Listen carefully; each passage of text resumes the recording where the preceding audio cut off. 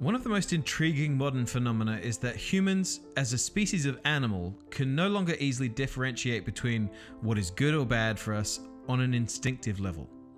We consume substances that have been created to manipulate certain biological hardwired responses that simulate a pleasure or reward response in the brain, a response that we would have originally evolved to keep us motivated to survive.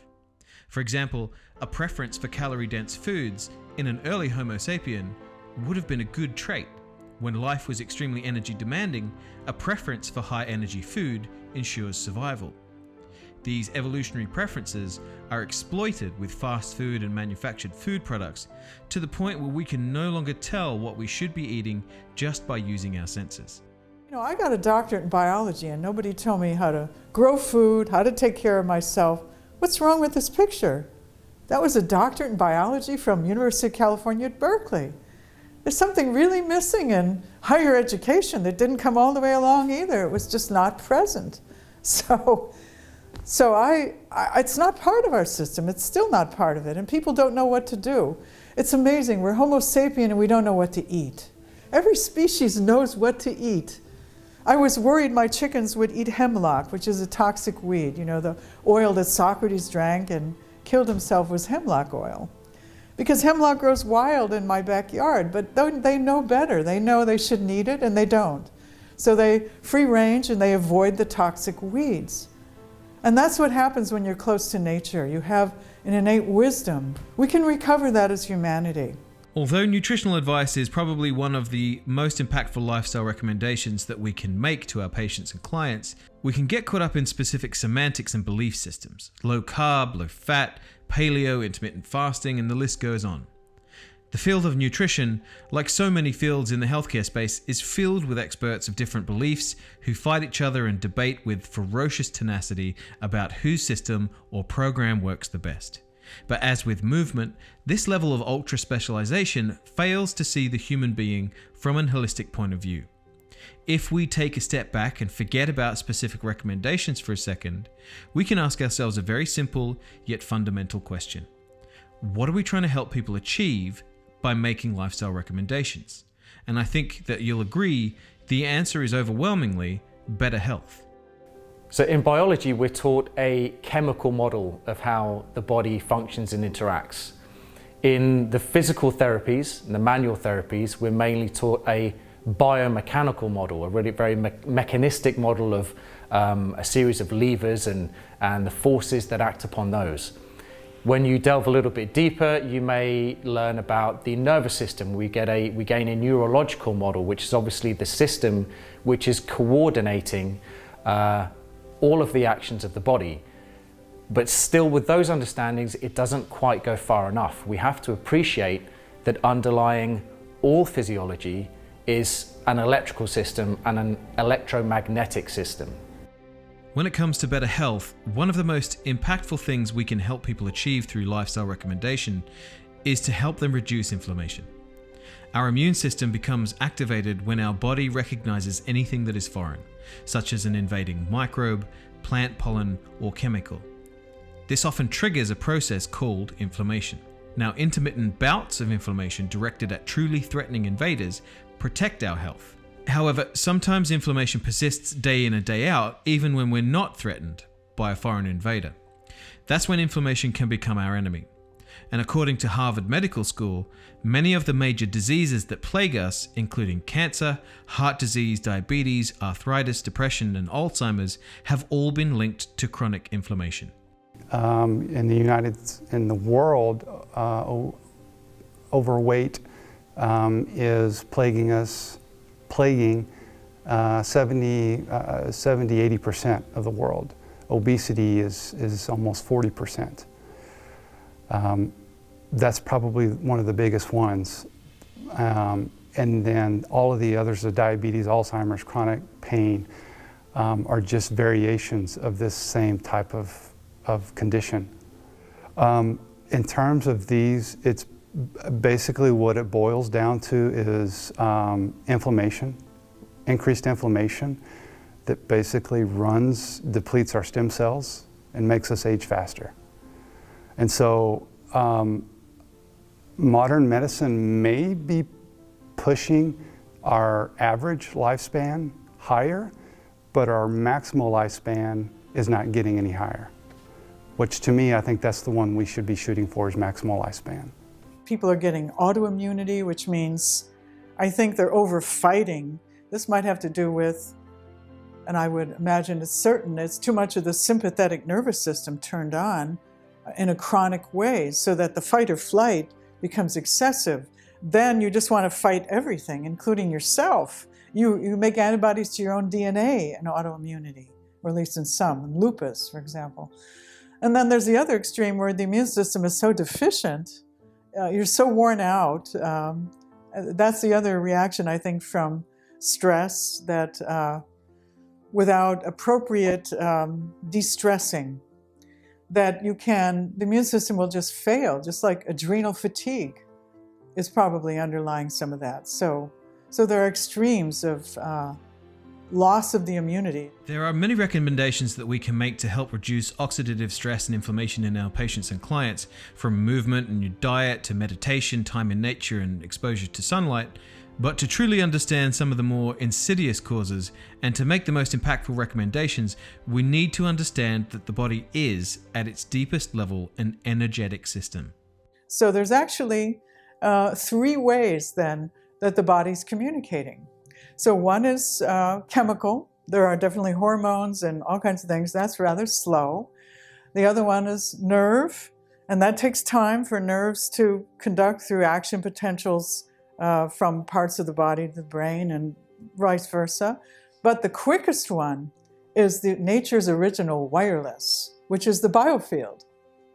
So that would be the fastest communication mechanism. That, in my view, is what's holding it all together. That's the integral field of the body. There has to be something that fast that's giving the integral wholeness to the human body. So with an understanding that the body is an electromagnetic system, we can start to see why modern lifestyle may be negatively impacted by more than just our diet and exercise.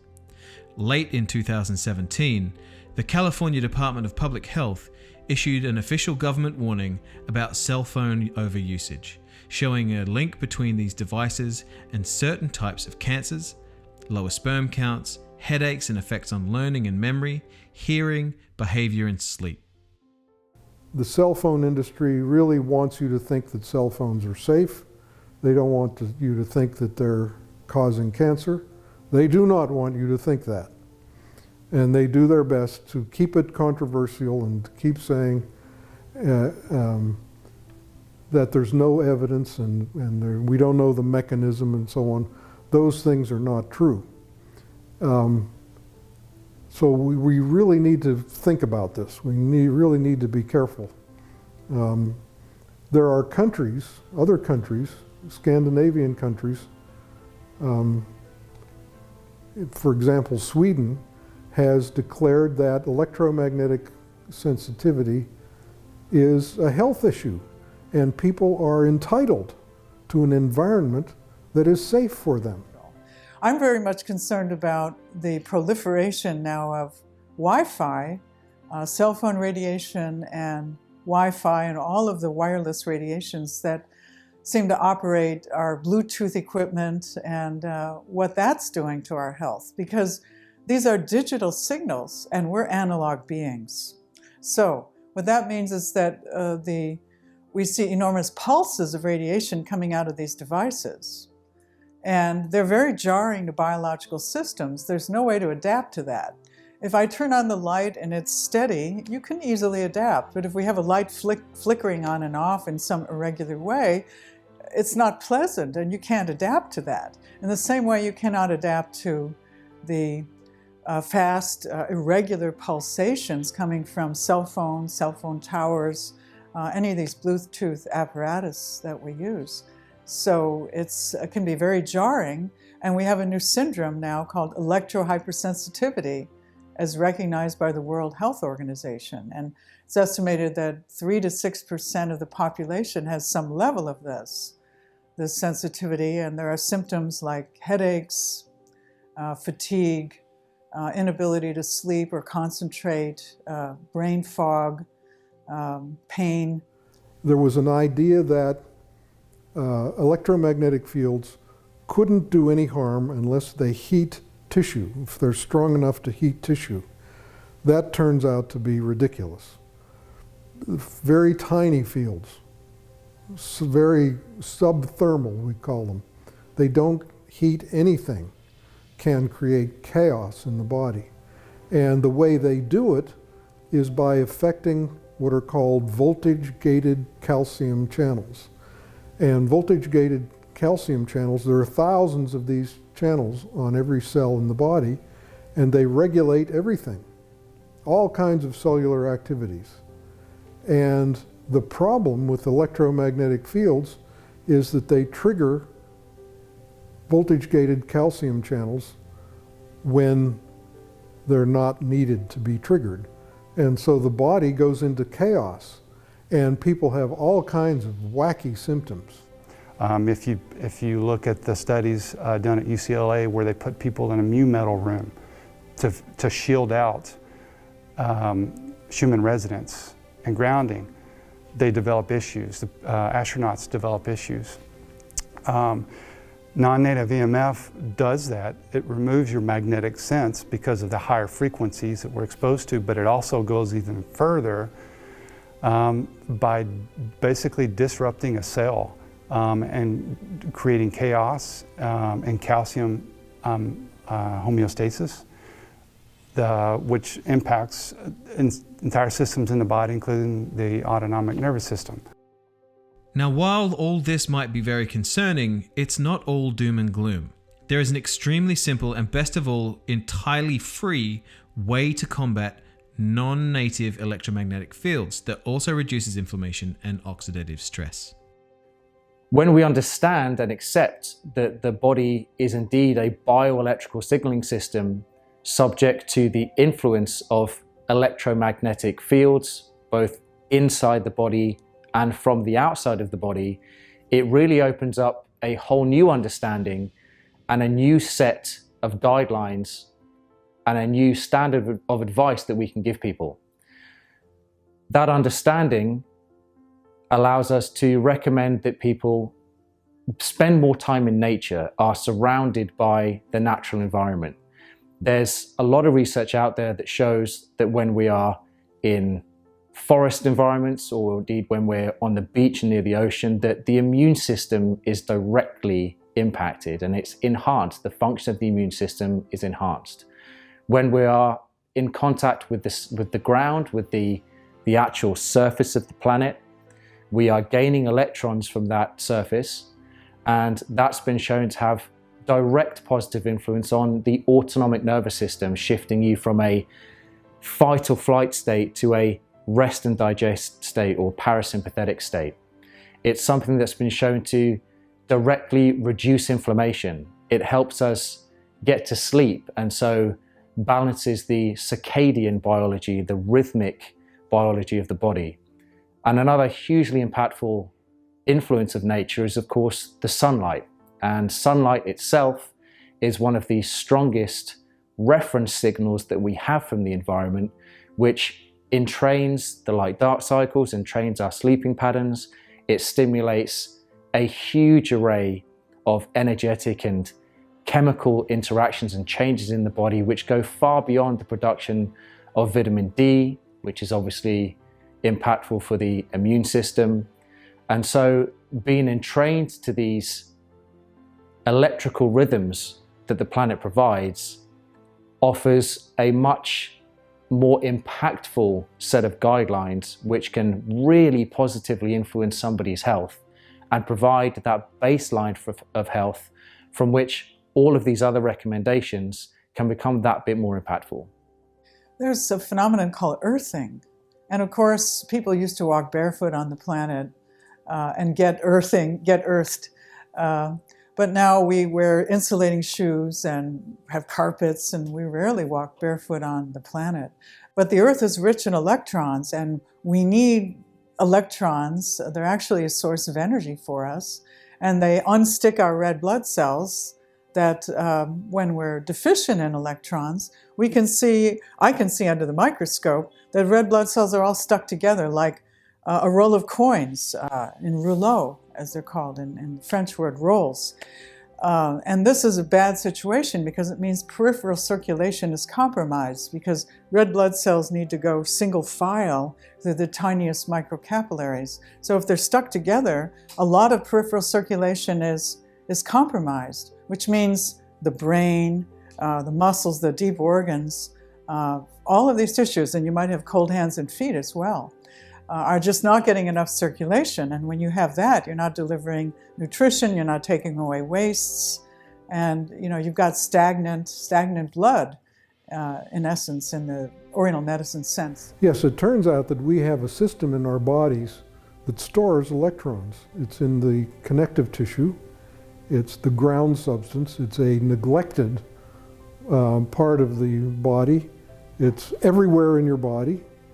And it stores electrons, and they are poised, if you have an injury, to release, the ground substance releases electrons that go to the site of injury and prevent oxidative damage. And you can see this in thermography. With thermography, you take a person who's had an injury, has pain, has inflammation.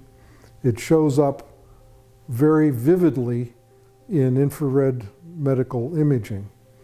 And if you connect them to the earth with a patch or a carpet that's grounded, the inflammation goes away very quickly, within minutes. It's amazing how fast it works. The World Health Organization, the government of Sweden, and the state of California have all now positioned themselves to provide official warnings and recommendations around the dangers that are associated with cell phone use. That's kind of a big deal. They're putting themselves out there and they're making these recommendations based on information that they have available and that we all have available as well, which is a huge amount of research which proves this stuff for the betterment of the health of society. But whilst there are multi-billion-dollar organizations that ultimately could lose out from this kind of information, there's always going to be conflicting advice. But you just have to think about it logically. The only person who has anything to gain from following these basic recommendations is us. You can take a non-steroidal anti-inflammatory, and if you take too many, you can damage your liver and you can disrupt your intestinal flora, and it costs you money. If you go outside and you put your bare feet on the grass for 15 minutes a day, every day, and you get exposed to the sunlight in the early part of the day via the eyes and via the skin, you are being in touch with nature's absolutely free and most impactful anti-inflammatory solution. It's inbuilt into the environment that we've evolved in. The only people that can gain from this advice is not us, it's not the scientists who put this stuff out there, it's not the companies who produce pharmaceuticals or the technology, it's simply us and our health. So it makes absolute sense, whether you're new to this information, whether you have studied the research, whether you have no interest in the research whatsoever, to give it a go.